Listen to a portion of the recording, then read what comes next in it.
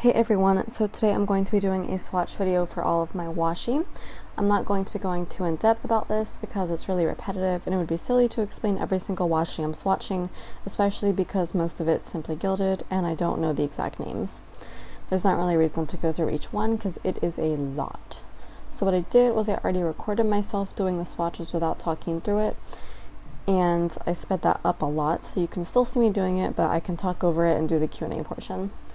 And that way there's going to be more content for you instead of like me just putting music over it or something. So if you have any questions about particular washi, please ask me in the comments below and I will try to answer as best as I can. But you just won't get as much of the step-by-step because it's just me putting down washi on these swatch sheets that I made in Photoshop, and later I go in and write down all the details of it as much as I can remember or figure out, and it's obviously grouped by size first and then color. So now that you kind of have an idea of what I'll be doing, we can get into the Q&A section. Okay, so for today's Q&A, I am not going to be using questions from y'all, and the reason for that is because I wanted to give you a sort of broader view of my life first, and then from there you can ask more questions, more specific questions about things I either have or have not said in this video. And I happen to be fond of the Q&A format, so instead of telling you a story about myself, it's going to be more like giving myself an interview, or actually it's just kind of like doing a YouTube video tag. So after this, you can ask any questions you like in the comments or on Instagram or any other social media, and I may use them for a future Q&A video. But this video is just going to be questions I came up with myself. Okay, so the first question is pretty basic. It is, how old are you and are you in school? So I am 22 years old right now. My birthday is September 17th, so later this year I will be 23, which feels so old to me. Like 22 seems really young when I tell people, but like to be 23 would feel so old, even though I know it's still really young. Am I in school? No, I graduated from the University of Houston last year. I actually started planning while I was just finishing up my last class over the summer and graduating, so you may remember that if you were with me from the beginning. I graduated in 3 years, so a year early, which is why this current year would be my senior year and I would have just graduated or be about to, but I did it a year early. And I got my degree in English literature because I love books and reading, although I'm not anymore going to use that for my career. I'll talk about that later. So where do you live and why is the next question.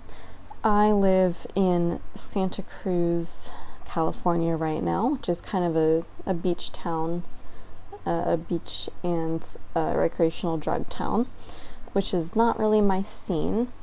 But I used to live down by the beach, and now I'm kind of up in the hills, like towards the mountains, which is much more my scene. Like I'm surrounded by hiking trails. So yeah, this is a little more me. So I have yet to explore all those, but I plan to for the brief time that I'm here. The reason I live here, I have explained this and probably a lot of this other information in previous videos, but this is kind of like a summary for those of you who haven't picked out all the pieces yet to form a complete picture of me. But yeah, I moved here because my friend Alex went to school here in UC Santa Cruz, and he just graduated just recently, but he wanted another roommate because rent was really high and I wanted to move out of my parents' house, so like right away, like right after graduation. I didn't want to spend a second there longer than necessary. So I jumped at the chance to share a house with 5 roommates, and that would make the rent really low for California. And it's fine because like I didn't even know that they were there for the most part. Like it didn't feel too cramped at all sharing a condo with them. So yeah, I jumped at that chance and moved out here and immediately started, well, not immediately, I actually did some travel first, and then I started looking for a job to support myself. I was living off savings for a while, and yeah, here I am. Okay, so that kind of leads into the next question, which is, where do you work? So I actually applied at a lot of places in January of this year, hoping to work in some kind of office, which is still kind of my goal. But I was hoping to get into either admin work well, mostly that, or some editing work if I could, because my original goal was to go into publishing, and there's not many jobs there in publishing, but if I could still get one, like, that'd be really awesome, but it'd be really difficult because there aren't many jobs. So it was going to be either admin or editing. I think my eventual goal at the time was to go into finance, because that's where the money is. You deal with money, you make a lot of money. And I knew it would be better to work with numbers than words in, this day and age. So it was really funny. The only place that actually accepted my application was Safeway, because of course it did. It's a grocery store. They take everybody, and I know that because I worked at Kroger in Texas, and that's like the equivalent of Safeway here. So yeah, I actually called and got an interview the next day, and I went in and I was hired that day. Because, it moves fast if you make a big fuss, which I know how to do because I've worked retail. But it was funny because I was going to go into the produce, and then they said, oh no, we only have spots in the deli. So I was like, fine, I'll do deli. But then they saw my resume and that I had worked in customer service at Kroger, and they were like, oh, okay, you can do that here because we just have an opening recently that you can fill because you have that experience. And so I was like, because I really didn't want to go into customer service. I think I told her that I would want to do anything but like being a cashier, because I don't really like having to deal with people the whole day. So I was like, I don't know about that. Like, how much would it pay? And she's like, yeah, it pays a lot more, so you're probably going to want that job. So I was like, well, I mean, it's money. I'll do it for the money. So I said yes, and I didn't know then that I would be getting the morning customer service job, which is totally different from the afternoon. See, I was only in the afternoon at Kroger. I didn't do the morning, so I had no idea how different it was. But I started doing the mornings at Safeway, and it's great because the actual title of the job is bookkeeper, and I didn't know that until I started, after I started. They didn't tell me that when they hired me. So morning bookkeeper is actually keeping the books of the store. It's dealing with all the finances, every single dollar that passes in and out of the store, that goes anywhere, that goes through me. I see all of it. It's really cool. So that I somehow landed my ideal role in finance. It's not my ideal role because it's not in a real office. I have the cash office at Safeway, and that is my office where I work most of the time. But I still have to go out and do customer service in the service center whenever somebody needs me, and then all the other time I get to do the books when I have a spare moment.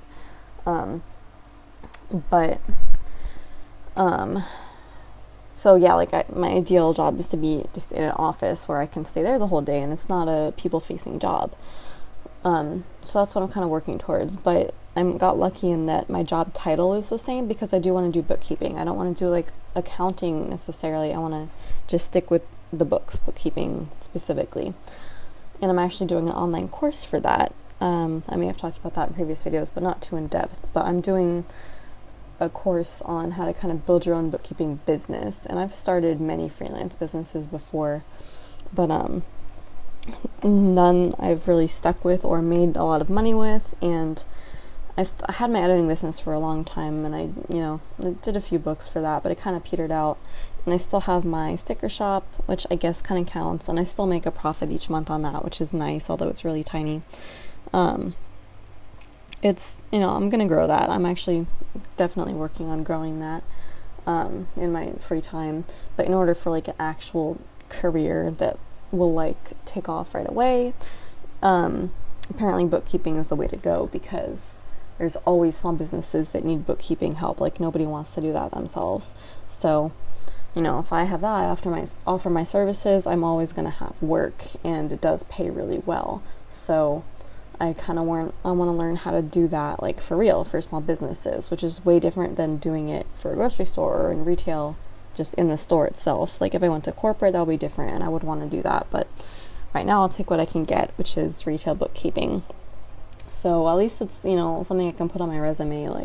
I can put on my resume that I was a bookkeeper. So when I, if I have to apply to an office job, bookkeeping, because, I can try freelance, but if it doesn't take off right away, I would still want to try bookkeeping in an actual office.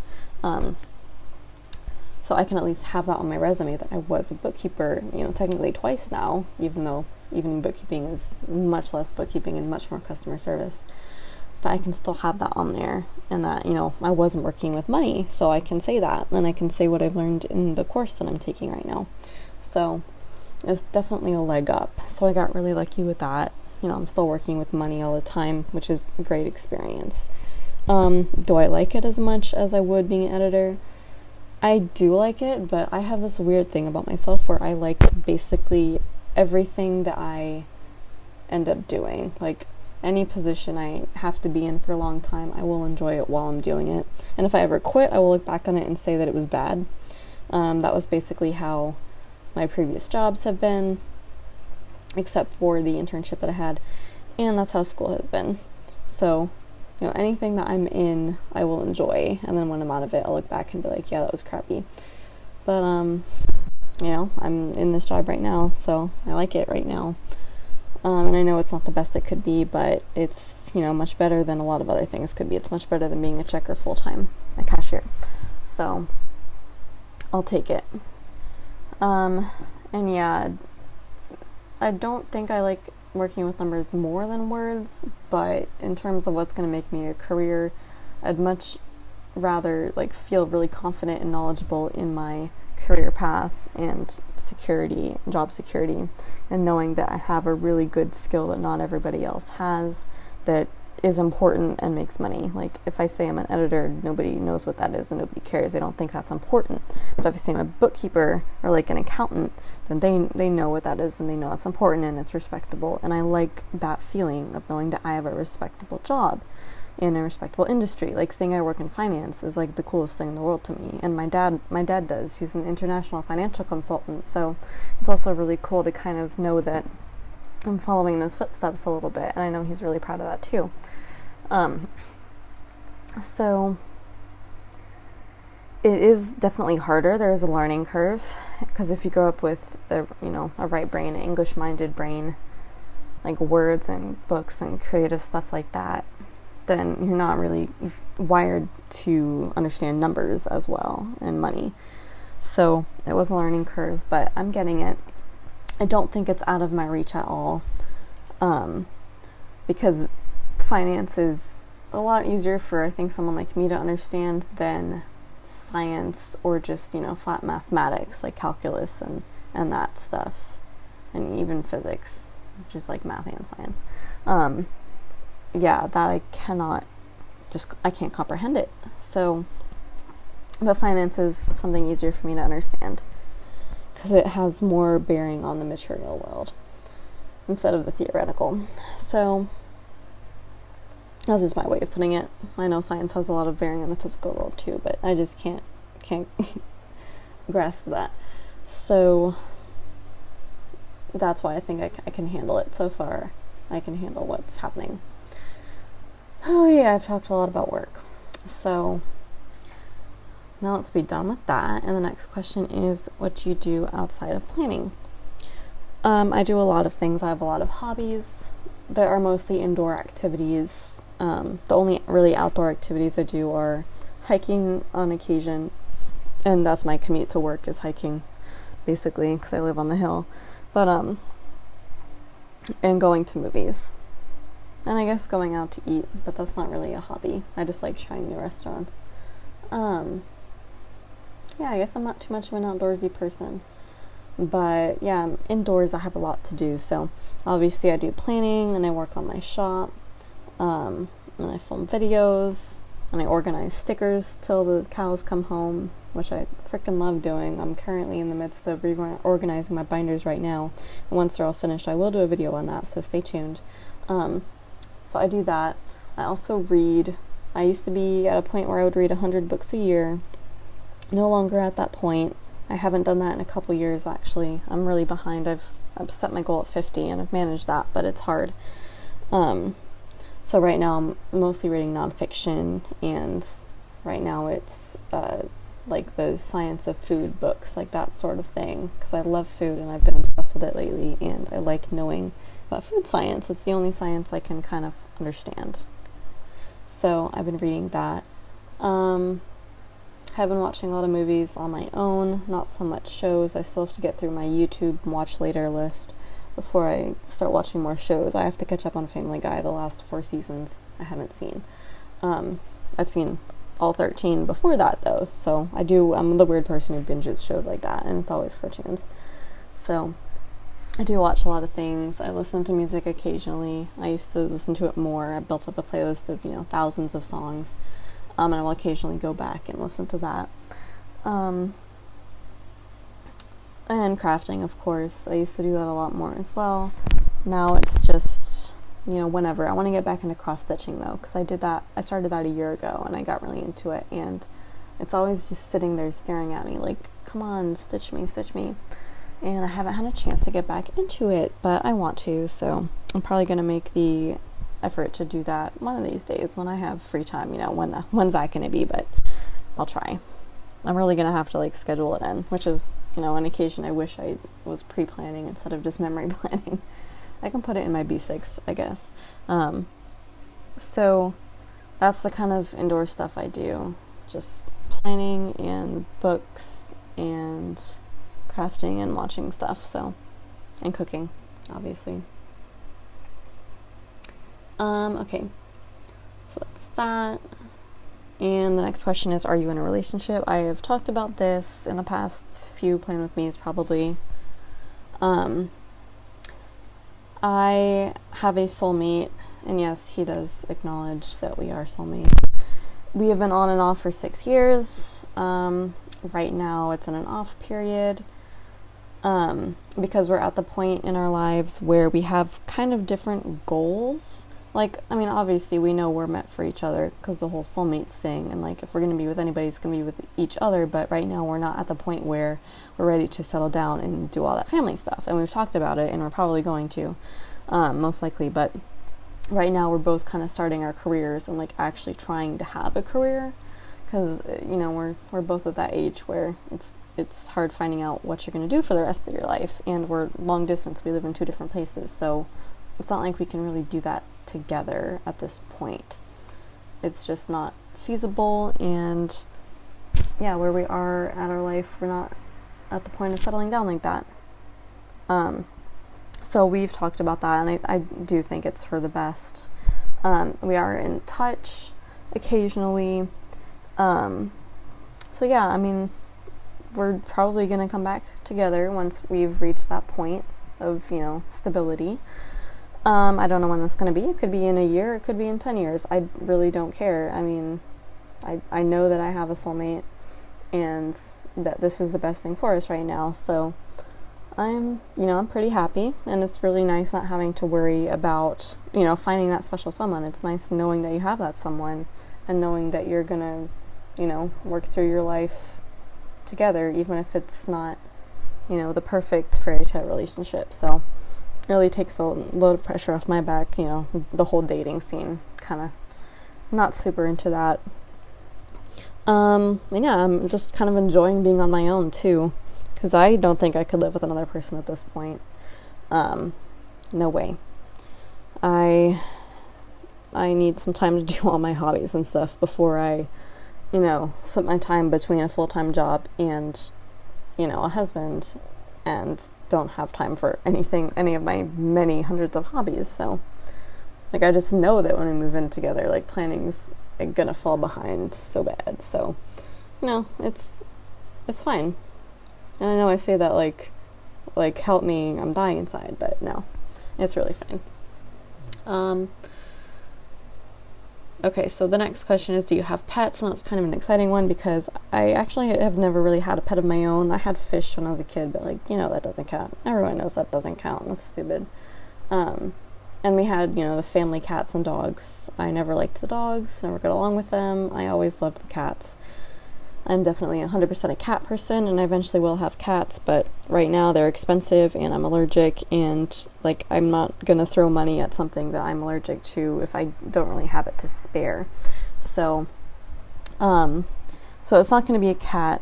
But the other thing I really like, other than spiders, which I don't really feel like having as pets, although I love them as housemates, the other thing is snakes, and I'm sure I've talked about it. I'm sure you've seen stickers of snakes in my haul in anticipation of getting one. So I am going to get a ball python really soon, probably within a month, I would say. My mom is sending over my snake supplies that I bought, years ago when I tried to convince her to let me get a snake while I was living with them, and they said no. So she's sending over my stuff, and once that arrives, I'm going to get it all set up, and then once it's, regulated, the temperature and everything, I am going to order my snake, so really, really soon. And you will definitely see her in my videos and all over my planner, because it's going to be so exciting to me to get a snake. I really like them because they're reptiles, which I think are really cool, but they're so cuddly because they're smooth. And from what I've seen, they're basically like reptile version of cats. So, if I can't have a cat, I might as well get a snake, because they're cuddly, they like cuddling with you in the warmth, and they like darkness, and they're kind of lazy, and they kind of prefer to be left alone all day. Like, that's literally just a cat, and they do cute things, and they boop the snoot. That's so cute. So I'm going to be very obsessed. I'm going to be a very obsessed snake mom real soon, so be prepared for that sort of thing. Okay, so next question, I kind of saved this for this point in the video, is what are your plans for the future? And I kind of talked a little bit about that. Like, ultimately, I would love to get like a career in bookkeeping somehow, whether that's freelance or in an office. And then, ideally, me and my partner will meet up and, merge our lives together and go from there, and we'll both have careers. And then eventually I want to be a stay-at-home mom and, either keep freelancing, bookkeeping and stuff like that, or just not having a job, which would be great, because I really don't want to have a career forever. I'm not cut out for that sort of life. I'd much rather be a stay-at-home mom and deal with domestic issues. That's where my real passion lies. So that, and then, the whole kids and eventual retirement, the typical American dream or whatever. So, that's kind of the future. The immediate future is staying here for about a year and then debating on moving north. I don't like it here. I think I would like it more in the north, so, and especially in my own place without crazy roommates. And it's pretty cheap, much cheaper up there than here in California, so I'll think about it then. I have some time, I have a year. We'll see what happens here. So that's kind of the general idea of the future. So now that's basically kind of the overview of me. Now I kind of want to talk about the planning part of it.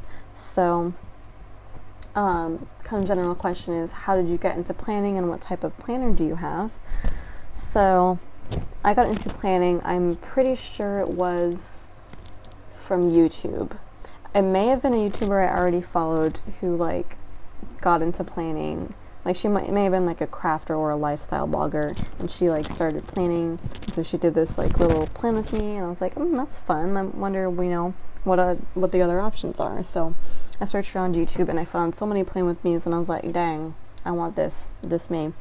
So I actually didn't get into it right away. I found all the videos, I saved some, I bookmarked, Erin Condren and a few shops, and then I, got out of that phase, and I put it aside for a couple years and didn't really think about it. And then I was going through a couple years later, I was going through my YouTube favorites playlist, I think, and I found a few planning videos that I had favorited, and I was like, I could get back into this, and I did, and it stuck.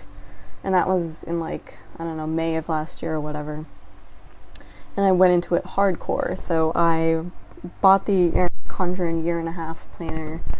I bought a bunch of kits.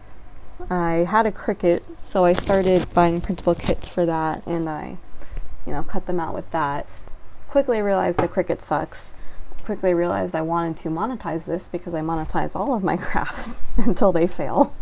So I started drawing for my shop, started selling printable stickers, realized I wanted to start printing better ones, so I could have a physical sticker shop. Sold the Cricut, got a Silhouette Cameo, which I still have. Still giving me trouble, but they all do. It's going strong. And then I just, I fell hard into it. And so I bought, hundreds of dollars of stickers, and blew through my savings on that, really. Not really, but it was a lot. I have way more stickers than I think most people did when they're only like less than a year into planning. It's crazy, but I love them. Like, stickers bring me so much joy, so I can kind of justify that. So, and I do use them, and I'm still interested in planning, so it's kind of exciting that it's lasted that long. So that's how I got into it. What type of planner do I have? I have the Erin Condren Year and a Half. Like I said, it's the vertical neutral. I think I'm going to stick with that. I also use a B6 rings planner with Designing Printables inserts and some inserts of my own making for kind of daily planning and pre-planning. So that I use to write in what stuff goes on each day, and that's kind of my pre-planning for when I do memory planning in my Erin Condren. So what are my favorite planner shops is the next question. I have several. Obviously, I'm going to say Scribble Prints Co. for kits and the Glam Planner. They are my two favorite kit shops, in that, you know, there's plenty of shops with clip art shops with great artwork, yeah, but not every shop can put them together to make a great kit every time. Like, the artwork can be good, but if you don't arrange it good or well, I guess, then it's not going to make an attractive kit. But those two shops, Scribble Prints Co. and Glam Planner, will consistently put out amazing arrangements of kits with the art that they use. So those are my top favorites. Probably second place would be Simply a Mess, because the format of the kits is perfect for the price point. It is just amazing. It gives me just, everything I need in like the mini version of the kit for like $10, and you get 9 full boxes. And her arrangement of the kits is good. It's not like perfect, but it's generally pretty consistently amazing. So, and I love how her shop always features like art with themes from like movies and TV shows and pop culture, and I just stock up on those because I love using those kits. So that's my favorite. As for character stickers, there are so many. Happy Day, Whimsical Cat Studio, Sweet Ava's Paper, of course, The Coffee Monsters Co., Once More with Love, Fox and Cactus, Some Little Things, formerly Hello Kaylin, and of course Simply a Mess too, and Scribble Prints Co. There are just so many. I know I'm leaving out a ton. Toffee Bananas is one of my top favorites. Like, all of them are like my top favorites. It's ridiculous. Fox and Pit. I love basically all of them. So, like, yeah, you'll see me use like the same shops in every plan with me, and the same like 10 character sticker shops, because like I just can't get enough of them. So those are my favorite shops. And the last question is, how was PlannerCon? Because I didn't talk about it much in my plan with me at all, because I didn't really have time, so I thought I would put it in this video.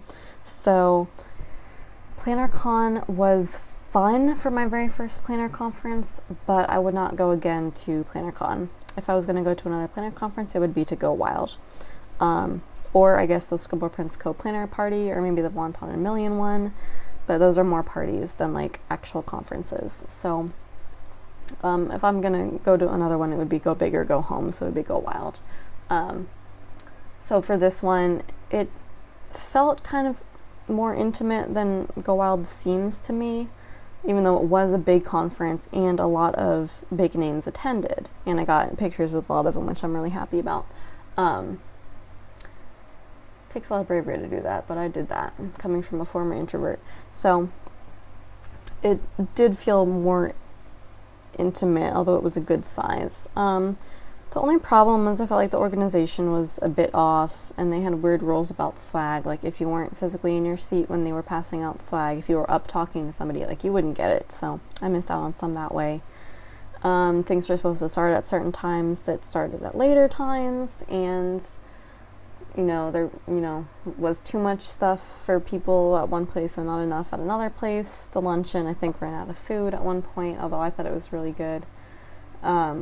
And there wasn't like a presentation at the luncheon either for VIPs, which, we paid extra for that, so we might like some personal remarks, but that didn't happen. But overall, I think it was good. The vending was good with the shops. The workshops were decent. I think because I didn't really get my first choices for two of them, they could have been better. One was a really pleasant surprise and one was an unpleasant surprise. And then the one that I had actually wanted was, good. I got some stuff out of it. So those were decent. The speakers, like all the big names like Teresa Collins and Happy Planner and Pipsticks and all that, those are really good, I guess. They were what you'd expect, but the women are just lovely, and they were really nice to hear speak. Even though it didn't super convince me to buy any more from their brand, it was nice to know that such, amazing women were leaders in the planning community. So it was nice to listen to them, and it was nice to get all that swag, and swapping with people was great. People had really nice swaps. And the swag was pretty good for the price I paid. I think people were saying it could have been more, but I thought it was enough. All in all, I thought it was a good use of my money, just a thing to go to once and kind of test the waters and see what planner conferences are like, but ultimately that's not something I would want to go to regularly. I did meet a bunch of people, but I didn't actually make any real planner friends, which I think is more of a reflection on me than the friendliness of everybody else. But I also did think it was kind of cliquish. Not necessarily, but like a lot of people went there knowing other people, and they went there with other people, and I was a YOLO solo, so I went by myself, so I didn't already have a group to hang out with, and no group like really kind of took me under their wing like I was hoping they would. So I did a lot of stuff myself. I explored the area of San Francisco we were in myself, which was fine. I'm used to doing that, and I like doing that because I can do what I want. But it would have been nice to have a group of other people to do that with. So maybe, and I did kind of try to get one started in the Facebook group, but it didn't really catch on. So I'm thinking that with Go Wild, I would have a better chance of doing that for sure, even though I think that is more focused on workshops and less focused on vending, which I would be kind of sad about. I love buying from shops in person, but I think I would be okay with that ultimately. So, that's just another thing to try, way in the future when I can save up for it and stuff. So ultimately, I would recommend going to PlannerCon if it's your first planner conference. It's definitely a good way to dip your toes in the water and check it out, even if it's not like the perfect conference. There's pros and cons. You just kind of gotta weigh them.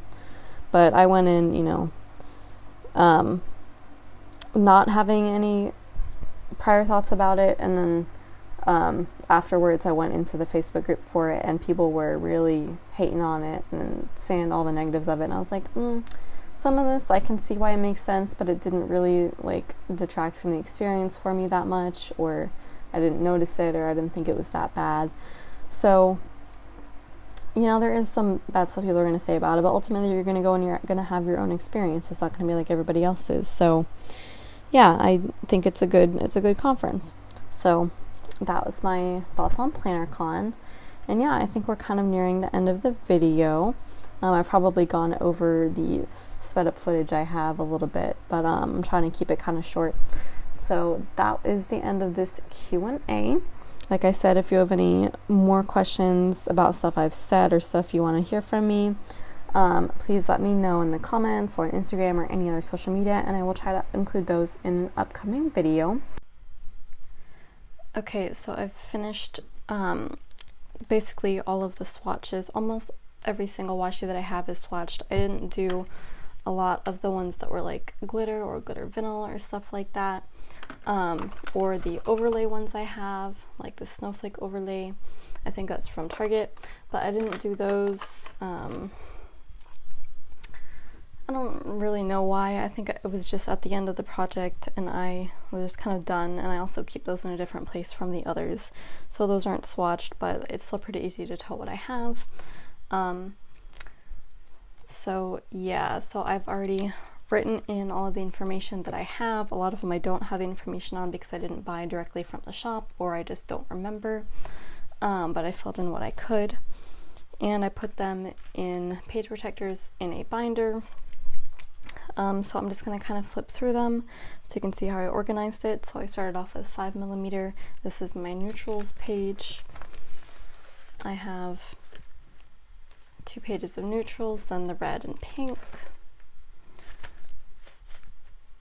And then here's orange and yellow, greens, blues, more blues here, purples. This is my 7.5mm page.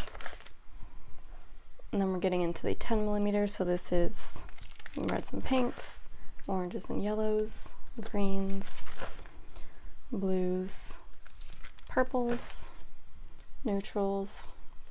And this is 15mm, reds and pinks, orange, yellow, blue, purple, neutrals. I don't know why I put 15mm before 10, but I did. So 10mm, or actually no, I didn't. This is my patterned. So this is patterned 10mm. Here, it's not really organized by color or anything. It's vaguely organized by pattern. So you can see that I have my florals up here, polka dots here, plaids here, ombres here, and then that one I got later, so that's why that's there, but then striped here. And then 15mm pattern. And I have quite a lot of those. For some reason I like to put all my reds together. There's more reds, and then that's that, and then 20mm on this one right here, and then that is it. So that's it for my washi swatch video and Q&A. So thanks so much for watching. If you want to like, comment, subscribe, share, that would be amazing, and I will see you in my next video. Ciao!